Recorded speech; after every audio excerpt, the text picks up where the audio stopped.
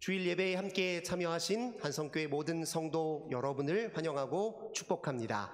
지금 여기 나 있는 곳에 함께 계신 우리 하나님께서 여러분 모두에게 하늘의 크신 은혜와 평화를 가득 부어주시길 주님의 이름으로 간절히 기원합니다. 돌이켜 행하는 신앙이라는 주제로 말씀을 이어가고 있습니다. 오늘은 그 세 번째 시간입니다. 오늘은 긍휼은 항상 옳다, 이런 제목으로 함께 은혜의 말씀 나누도록 하겠습니다. 우리 지난 주일에 믿음의 진정성 있는 믿음에 대해서 함께 이야기를 나누었지요. 진정성 있는 믿음은 의심이 아주 없는 믿음을 의미하는 것이 아니라 의심이 있음에도 불구하고 신앙의 걸음을 멈추지 않는 것을 의미한다라고 말씀드렸습니다.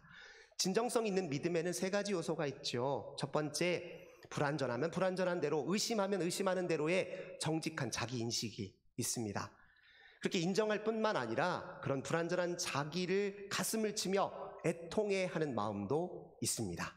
그저 가슴만 치고 있는 것이 아니라 그걸 뚫고 나가려고 하는 의지도 있고 주님께 도움을 청하려는 강한 열망이 그 안에 담겨져 있습니다. 그렇게 진정성 있는 믿음으로 보아야 주님 마음이 보이고, 그렇게 진정성 있는 믿음으로 들어야 주의 말씀을 공감적으로 이해하며, 그렇게 진정성 있는 믿음으로 다가서야 주님 말씀에 순종할 수 있다는 이야기를 우리가 지난주에 나눴습니다. 오늘은 이렇게 진정성 있는 믿음으로 주님과 신뢰 관계가 깊어졌을 때 우리에게 나타나는 특징들을 살피면서 오늘 말씀을 시작하려고 합니다. 다시 인간관계를 예로 들어서 설명을 제가 드리겠습니다. 우리 서로 친밀하고 또 신뢰관계가 두텁게 쌓여있는 사람들 주변에 있잖아요. 그들과 우리 사이에 어떤 삶의 특징들이 있는지를 한번 살펴볼까요? 먼저 저는 믿을 만한 사람들 곁에서는 눈치 볼 일이 없어서 좋습니다. 서로 잘 보일 필요가 없잖아요. 잘 보이려고 애쓸 필요가 없어요. 편하게 그저 말하면 됩니다. 별말 아니더라도 대화가 돼요. 쓸데없는 말로도 대화가 되고 웃음이 되는 것이 신뢰관계에 있는 사람들이죠. 정반대로 웬만한 사람한테는 꺼내기 쉽지 않은 말, 누가 들으면 이거 너무 말이 함부로 말하는 건 아니야? 싶은 말도 편하게 할 수 있는 게 신뢰관계 속에서 일어나는 일입니다. 저는 이거보다 또 더 좋은 게 있어요. 뭐냐면 신뢰관계가 있는 사람들끼리는요, 뜬금없이 연락해도 아무 문제가 안 됩니다. 언제라고 연락해도 반갑게 이름을 부르며 맞이할 수 있는 것이 신뢰관계인 것 같아요. 연락이 조금 뜸하면 무슨 일 있나 라고 염려는 될지언정 나를 완전히 잊어버린 것 아니야? 나를 버린 것 아니야? 나와 관계가 완전히 끊어진 것 아니야? 라고 불안해하지는 않을 수 있습니다. 그게 신뢰관계인 것 같습니다. 왜 그러냐면 이 신뢰는 우리에게 아주 독특한 의미의 감각을 부여하는데요, 떨어져 있어도 서로 연결되어 있다라는 느낌과 감각을 불러일으키기 때문에 그렇습니다. 연락이 뜸해도 서로 연결되어 있으니, 우리 서로 관계가 유지되고 있으니 불안한 마음이 안 드는 것이죠. 하나님과 우리 사이의 관계도 역시 마찬가지입니다. 우리가 하나님을 신뢰하면 신뢰할수록 하나님이 나와 지금 여기 함께 계신다라고 하는 이 분명한 종교적 진실이 체험적으로 깊이 다가오기 마련입니다. 하나님과 나는 뗄래야 뗄 수 없는 관계 속에 있고, 하나님과 나는 그 무엇도 가로막을 수 없고 분리되어 있지 않다라고 하는 인식, 확신이 깊어지게 되어 있습니다. 그게 이제 신뢰관계가 우리에게 주는 것이죠. 그래서 때로 하나님 지금 내 인생에 어떤 신호와 사인을 주실 텐데 내가 그거 혹시 놓치지 않을까 싶은 염려는 될지언정 하나님의 은혜가 나에게서 완전히 떠난 것은 아닌가 하고 불안해하지는 않을 수 있습니다. 하나님의 더 큰 은혜에 목이 마를 수는 있지만 은혜 자체를 부정하는 일은 더 이상 없게 되죠. 하나님과 우리 사이의 신뢰관계가 두터우면 그렇습니다. 그 모든 신뢰관계는 하나님과 우리 사이의 긴밀한 연결되어 있다는 의식과 자각을 끊임없이 우리에게 주기 때문에 그렇습니다. 그럼 하나님은 분명히 우리와 함께 계시는데 어떤 방식으로 우리와 함께 계실까요? 이것이 이제 문제이죠.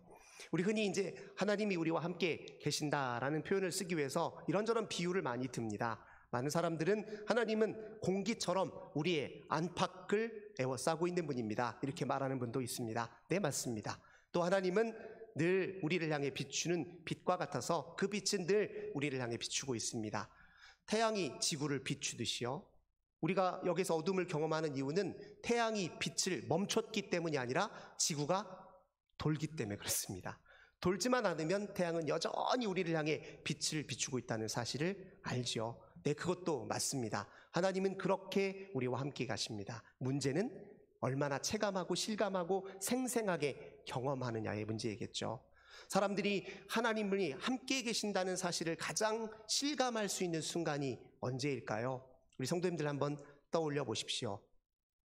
내가 혼자다라고 하는 이 생각에 몸서리칠 때, 지독한 외로움에 직면해 있을 때, 그때가 하나님이 우리와 함께 계시다는 사실을 가장 깊이 경험할 때입니다.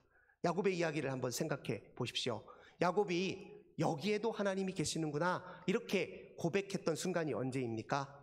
그의 형 에서를 속이고 장자권 축복권 가로챘다가 그거 들통나서 형에게 죽을지 모른다라는 두려움 때문에 그가 도망가잖아요. 외삼촌 라반의 집을 향해서 도망가다가 그가 처량하게 비참하게 외롭게 쓸쓸하게 광야에서 돌베개를 메고 주워 잠을 자고 있을 때 하나님께서 야곱의 사닥다리로 그에게 나타나셔서 내가 너와 함께 있다 말씀해 주시고 경험시켜 주셨잖아요.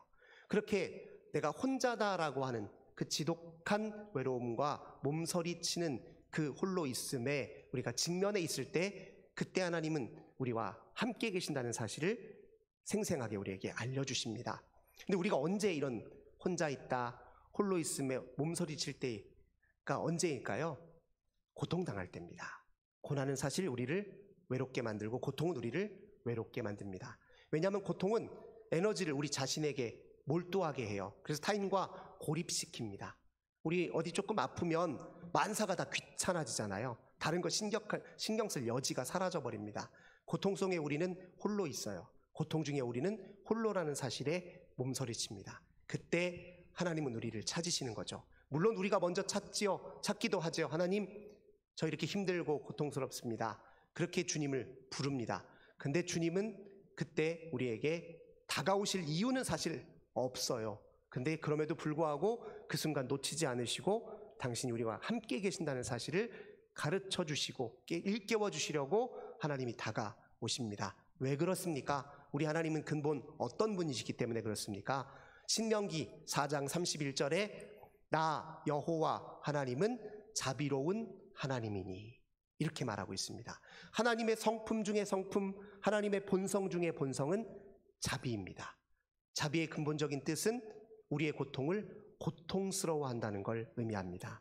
주님은 실제로 우리가 고통받을 때 고통을 당신도 느끼시는 분입니다. 우리가 아파할 때 주님도 똑같이 아파하시는 분입니다. 그게 아니라면 우리의 고통을 덜어줄 이유가 없고 우리가 고통 속에서도 삶의 신비와 기쁨을 경험하도록 이끄실 이유가 없으며 말씀이 육신이 되어 우리 가운데 오셔서 십자가 질 이유는 더더욱 없습니다. 하나님은 고통을 실제로 겪으시는 분입니다. 예레미야 31장 20절 말씀에 이렇게 이야기합니다. 에브라임은 나의 아들, 나의 기뻐하는 자식이라 내가 그를 책망하는 순간에도 그를 향하여 생각만 하면 내 창자가 끊으리니 내 창자가 끊어지는 것과 같으니 내가 반드시 그를 불쌍하게 여기리라. 그렇게 말씀하고 계십니다. 여기에서 창자가 끊어지는 고통, 하나님이 우리 인생들을 바라볼 때 어떤 심정으로 바라보시는지를 이렇게 가장 절실하게 표현한 단어가 없는 것 같습니다. 우리 예수님께서 고통당하는 우리의 백성들을 바라보실 때 똑같은 심정으로 바라보셨어요. 불쌍히 여기다라고 하는 그 말 헬라 언어는 스플랑크 니조마이라고 하는데 이것이 창자가 끊어지는 듯한 고통이에요. 애간장이 녹는 고통입니다. 그렇게 고통스럽게 우리의 고통을 고통스러워하시는 분이 바로 우리 하나님이십니다. 그래서 우리가 고통 중에 홀로 있을 때 주님을 만날 수 있는 것입니다. 그 자비로 우리가 구원을 받은 것입니다. 그 자비 때문에 우리가 주님과 관계가 이루어진 것입니다. 우리가 구원받을 수 있는 데는 다른 이유가 있는 것이 아닙니다. 우리가 잘해서요, 대단해서요, 우리가 도덕적으로 훌륭해서요, 우리가 다른 어떤 사람보다 탁월해서요, 다 아닙니다. 주님이 자비로우시기 때문에 우리를 구원하신 겁니다. 주님이 자비롭고 은혜로우시며 노하기를 더디하시며 긍휼이 많으신 분이기 때문에 우리를 건져주신 것입니다. 우리가 주님께 도움을 구할 수 있는 유일한 이유는 주님이 자비하시다는 사실에 있습니다.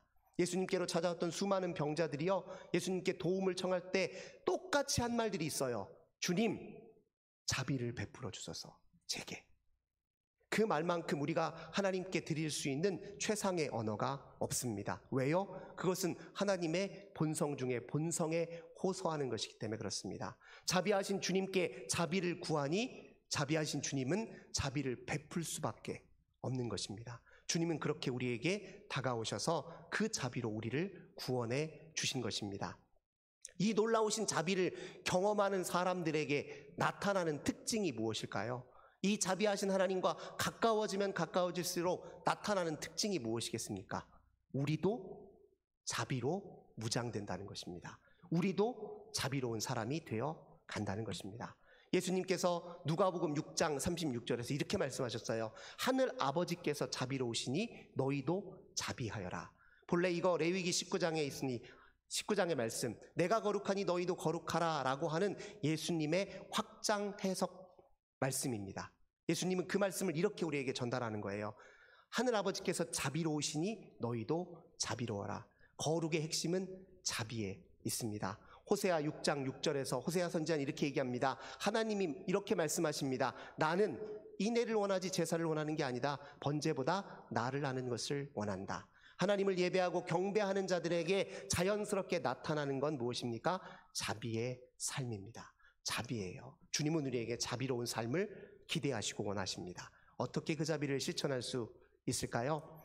자비를 실천하기 위해서는 자비가 아닌 것과 자비가 무엇인지를 구별할 필요가 있습니다. 여기 자비 누가 모르는 사람이 어디 있어요? 아니요. 의외로 유사자비, 위장된 자비 때문에 도리어 자비를 제대로 실천하지 못하는 경우가 종종 있습니다. 예를 들면 위장된 자비의 대표적인 사례 중에 하나가 연민입니다. 매튜 폭스라고 하는 분은 이 연민에는 교묘한 우월의식이 따를 수 있다고 얘기를 합니다. 이런 거예요. 아, 저 사람 저렇게 힘든 일 겪는데 참 안 됐다.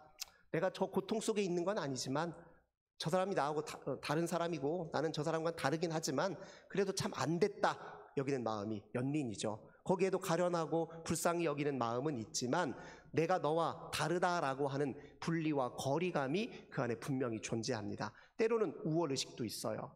내가 너보다 나으니 불쌍한 너를 내가 기꺼이 도와주마. 이런 식의 마음이 그 안에 자리 잡을 수 있다는 것이죠. 그런데 이렇게 조금이라도 내가 너와 다르고 너보다 낫다는 우월의식이나 또는 차별의식이 있을 때 진정한 자비는 사라집니다. 자비는 우월의식이나 차별의식이 아니라 동질감을 통해서 나타나는 겁니다. 이런 거예요. 너도 나만큼이나 아프구나. 이런 거예요.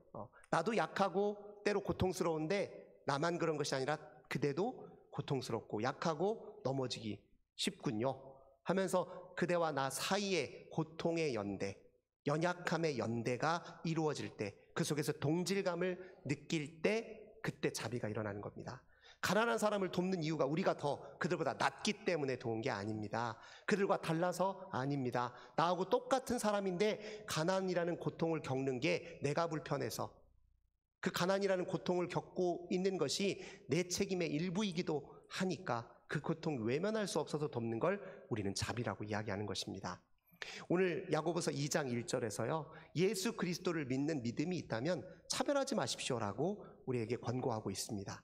이 차별하지 말라고 하면서 덧붙여 한 예가 이거예요. 화려하고 아름다운 옷을 입은 그럴듯한 복장을 갖춘 사람을 좋은 자리로 안내하고 남노하고 냄새나는 옷, 거짓골로 온 사람들은 저 구석에 있든 말든 신경 안 쓰는 그런 식의 태도는 믿음과 어울리지 않는 삶의 방식입니다라고 분명히 꼬집고 있죠. 차별의식이 무엇입니까? 수평적 차이를 수직적 차이로 둔갑시키는 것을 우리는 차별의식이라고 합니다. 우리의 외모, 소유, 학력, 지위, 인종, 민족 이 모든 것은 다 이 세상 살면서 우리에게 드러나는 수평적인 차이예요. 근데 이 수평적 차이를 우리는 꼭 이렇게 똑바로 세워서 수직적 차이로 둔갑시킵니다. 그리고 우열을 먹여요. 사람들 사이에 계층을 매긴다고요. 그게 차별의식입니다. 그 모든 차별이 자비를 가로막는 요소입니다. 자비는 동질감 속에서 이루어지기 때문에 그렇습니다. 기독교 신앙은 처음부터 이 차별을 매우 경계해 왔습니다. 우리가 잘 아시는 대로 바벨론 포로로 끌려갔던 유다 백성들이 하나님의 말씀인 창세기, 출애굽기, 레위기, 민수기, 신명기 이 율법서를 문서화시키고 재정비하는 과정에서 그 창세기 1장 27절의 그 말씀은요, 당시 바벨론 사회에는 폭탄 선언과도 같았습니다. 바벨론 사회는 주전 6세기였으니 당연히 그럴 법하겠지만 철저히 계급 사회예요. 왕은 끝까지 왕입니다. 귀족은 끝까지 귀족이에요. 종은 끝까지 종입니다. 종으로 태어난 거예요. 태어날 때부터 종이었고 그의 가족 내내, 그의 후손 내내 종입니다. 그게 바벨론 사회이고 고대 사회였잖아요. 그런데 창세기 1장 27절에는 이렇게 선언합니다. 하나님이 사람을 창조하셨는데 하나님의 형상으로 창조했으니. 이게 무슨 말입니까? 하나님 아래 모든 사람은 평등하다는 것 뜻입니다. 모두가 다 하나님에게서 기원했으니 저마다 더 존귀하다는 뜻이죠. 사도 바울 선생님은 갈라디아서 3장 28절에 유대인이나 헬라인이나 종이나 자유인이나 남자나 여자나 그리스도 예수 안에서 다 하나라고 이야기합니다. 차별이 떠나간 것에 주의 자비의 은혜가 역사하지요. 예수님께서 자비를 베푼 사마리아 사람의 비유를 이야기하실 때 한번 생각해 보세요. 그때 강도 만난 사람들 앞에 제사장이 그리고 레위 사람이 그냥 보고 지나쳤다라고 예수님 말씀하셨죠. 왜 지나쳤을까요?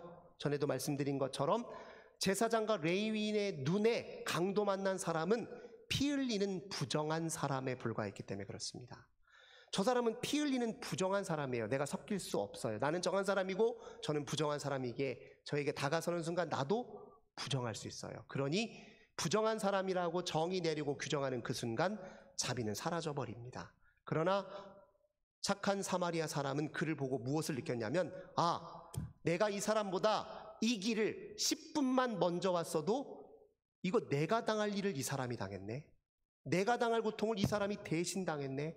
나도 얼마든지 이 사람처럼 고통을 당할 뻔했을 텐데, 이런 마음이 드니 그와 내가 동질감이 느껴지고 그를 향해 자비를 베푸는 것이 어렵지 않았던 것입니다. 우리 속에 교묘한 우월의식이 있는 한은 하나님이 우리에게 주신 그 생명을 살리는, 사람을 변화시키는 자비는 자리 잡을 자리가 없습니다. 자리 잡지 못합니다. 자비심에는 동질감이 있어야 됩니다. 존중감이 있어야 됩니다. 평등한 의식이 있어야 합니다. 사람은 저마다 누구나 존귀하다는 확신과 그리고 그 내면에 깊은 믿음이 있어야 그게 가능한 일입니다. 두 번째, 또 위장된 자비가 또 있습니다. 그것은 감상주의입니다. 감상주의는 무엇이냐면 타인의 고통에 대해서 공감은 하지만 그 고통을 덜어내기 위해서 행하는 것이 없는 것, 이것을 감상주의라고 얘기합니다. 뉴스를 볼 때 우리 감상주의에 빠질 때가 많습니다. 아이고 어쩌나, 어떻게 저런 일을 당해, 얼마나 힘들고 아플까, 얼마나 고통스러울까. 딱 거기까지예요. 고통에 공감한다는 것으로 스스로 만족하고 고통을 덜어내기 위해서 행하는 행동은 하나도 없는 것을 우리는 감상주의라고 얘기합니다. 이 시대 수많은 사람들은 감상주의로 그저 자비를 실천하고 있다라고 착각합니다. 아파하면 그 고통을, 아픔을 덜어내기 위한 행동을 취할 필요가 있는 것이죠. 선한 사마리아 사람의 비유를 다시 돌아가 봅시다.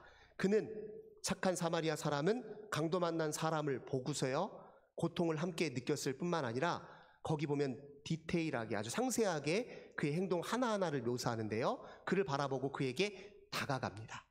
다가갔을 뿐만 아니라 상처를 싸매어줍니다. 싸매었을 뿐만 아니라 자기가 끌고 왔던 짐승의 그를 태워줍니다. 태워줄 뿐만 아니라 여관까지 그를 데려다 놓습니다. 그냥 데려다 놓기만 한 게 아니라 며칠 그를 돌보아 줍니다. 떠날 때가 되어서 그냥 떠나는 것이 아니라 또 여관 주인에게 두둑하게 돈을 치러주면서 마지막까지 일어설 때까지 좀 신경 써달라고 돈까지 내어 맡기고 나옵니다. 그 행동 하나하나가 의도적으로 그렇게 하나하나 상세하게 기술을 합니다. 그게 자비라는 거예요. 자비는 고통을 덜어주기 위한 구체적 행동입니다. 자비를 실천하려면 자기를 희생하는 일이 필요하고, 자비를 실천하려면 값을 치르는 일이 필요합니다. 하나님이 우리를 구원하시고 우리에게 자비를 베푸시기 위해서 값을 치르지 않으셨던가요? 값을 치르셨죠. 자기 몸을 찢어 십자가에 내어 주셨습니다. 생명을 우리에게 내어 주셨잖아요. 자비는 값을 치르는 행위입니다. 고통을 덜어주는 일이라고요. 우리 그리스도인들이 해야 하는 일이 그것입니다. 아파하는 사람들 함께 아파하고, 그들과 내가 다르지 않은데, 내가 겪을 고통이었을 수도 있는데 당신이 겪는 고통은 내가 겪을 수도 있었던 고통입니다. 그 고통 내가 먼저 아니 그 고통을 덜기 위해서 행하는 것이 믿는 사람들입니다. 마지막으로 자비는요, 그저 이렇게 고통을 덜어내는 것으로 그치는 게 아닙니다.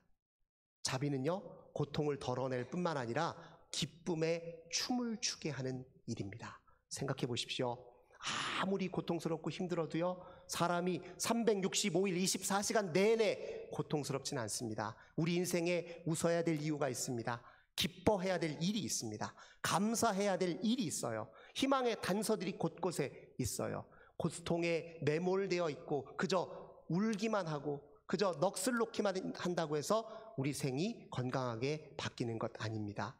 자비를 베푼다는 것은 그저 아파하는 사람들 붙들고 그저 울기만 하는 것을 의미하는 게 아닙니다. 반드시 그에게 웃음을 주어야 됩니다. 기쁨의 춤을 출 수 있도록 끌어내어서 그가 그 삶을 저주하거나 비관하는 것에 머물러 있지 않고 생을 감사하며 생의 아름다움과 신비를 더 적극적으로 경험할 수 있는 길을 열어주어야 됩니다. 고통은 24시간 내내 계속되는 것 아닙니다. 고통 사이사이를 뚫고 하나님의 안식과 평화가 있습니다. 고통 그 한 복판을 하나님의 은혜가 들어오기 시작하면 그 속에 생의 신비와 아름다움이 드러나기 시작합니다. 우리가 해야 될 일이 바로 그것입니다. 우리는 그저 아픈 사람 붙들고 울어주는 사람이 아니라 그들에게 웃어야 될 이유를 보여주는 사람입니다. 웃게 해주는 사람이에요. 춤을 추게 해주는 사람입니다. 교회는 춤을 추는 곳입니다.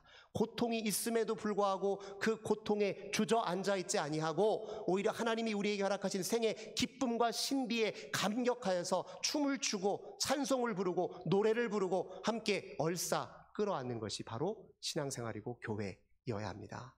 그런 생활 속에 우리가 깊이 젖어들 때 진짜 자비가 생깁니다. 제가 늘 신방을 하거나 또는 이제 힘든 상황 속에 있는 분들을 신방할 때 여러 질문들을 던집니다. 어디가 아프시고 어떤 점이 불편하시고 어떤 게 힘드세요? 뭐가 고통스러우세요? 충분히 들어드리고 또 같이 공감도 해드리고 기도도 해드립니다. 근데 그런 질문만으로 그치진 않습니다. 제가 또 드리는 질문이 있습니다. 혹시 주변에 말벗할 사람이 있던가요? 주변에 우리 귀한 성도님 심정 알아줄 사람 있던가요? 혹시 이런저런 생활에서 나에게 도움을 주던 사람들이 있던가요? 이렇게 고통에 매몰되지 않도록 그의 주의를 환기시키고 전환시키기 위한 다른 질문도 동시에 드립니다. 그러면 고통의 이야기를 하다가 마음이 어두워졌다가도 다시 내가 여전히 감사해야 될 이유를 마음속에 떠올리는 순간 얼굴빛이 환해집니다. 네. 그렇게 여전히 내 생은 내가 아무리 힘들어도 내 생 저주받은 인생 아니야 라고 확인시켜 주면서 끊임없이 우리 생에 이미 깃들어 계신 하나님의 은혜를 목도하도록 우리가 도와줄 필요가 있습니다. 그것이 자비의 실천입니다. 이 시대는 참으로 자비의 덕을 필요로 하는 시대입니다. 이 자비로 세상을 구원하고 이 자비로 여전히 우리로부터 구원을 호소하는 사람들이 있습니다. 그들에게 외면치 아니하고 자비를 실천할 때 우리가 진짜 예수 믿는 사람, 우리의 믿음이 진정성 있는 믿음이라는 게 밝히 드러나게 되어 있습니다. 사랑하는 성도 여러분, 고통하는 자들을 끌어안고 눈물도 흘리고 또 그걸 넘어서서 기쁨에 춤을 추는 우리 교회가 되어 갑시다. 우리 성도님들이 되어 갑시다. 이 시대에 신의 많은 영혼들을 초대하십시오. 빈자리 많지요. 그곳에 있어야 될 사람이 있기 때문에 비어 있는 것입니다. 내 옆에 빈자리가 있는 것은 그곳에 있어야 될 사람이 있기 때문에 그래요. 고통당하느니 외로우니 굶주르니 헐벗으니 그들과 자기 자신을 동일시하신 분이 예수님이세요. 예수님은 굶주린 자로 우리 곁에 오십니다. 목마른 자로 우리 곁에 오세요. 나그네 된 자로 우리 곁에 오십니다. 남루한 옷을 입고 우리 곁에 오십니다. 병든 자로 우리 곁에 오십니다.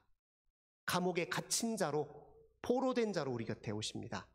주님이 우리 곁에 오시려고 하는데 우리가 가로막아선 되겠습니까? 우리가 밀쳐내면 되겠습니까?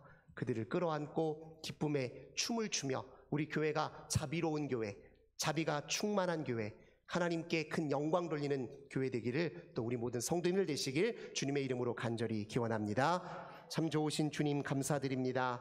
우리 주님께서 그 자비하신 성품으로 우리를 구원해 주셨습니다. 주님의 그 자비 때문에 우리가 구원을 받았고 주님의 그 자비 때문에 고통을 헤어나와 삶의 참 기쁨과 희망을 다시 가슴에 품었습니다. 그 주님이 우리와 함께 계시니 우리도 자비하게 하옵소서. 우리도 긍휼을 실천하게 하소서. 긍휼을 보이셔서 우리를 심판으로부터 면제해 주셨으니 우리도 긍휼로 누군가의 저주받은 인생이 참으로 아름답고 존귀한 인생임을 확인시켜 보여주고 함께 기쁨의 춤을 추는 일에 협력하게 하옵소서. 우리 교회가 자비로운 교회 되는데 힘쓰게 하여 주옵소서. 주 예수님의 이름으로 간절히 기도드립니다. 아멘.